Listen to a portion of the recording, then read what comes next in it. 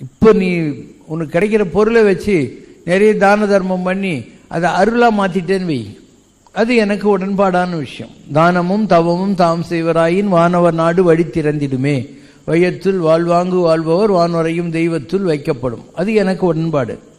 நீ சும்மா துட்டு சம்பாரிச்சு அதை பேங்கில் போட்டு வச்சுன்னு அது எண்ணி எண்ணி பார்த்துன்னு சந்தோஷப்பட்டுக்கிட்டு ஒரு நல்லதும் பண்ண மாட்டேன், நீ தின்னு நீ சாணி போட்டு நீ இன்னும் 8 பொண்டாட்டி பார்த்துட்டு செத்தது தான். நான் அந்த பணத்தை வச்சு நீ எதாவது கேச்சே.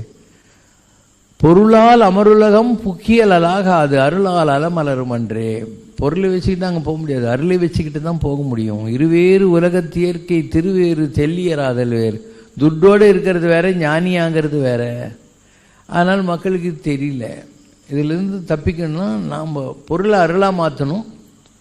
இல்லை concentration should be, if don't you have even materialistic well, spiritual வெல்த்தை தேடலாம், அது காலெலாம் செலவாகாது.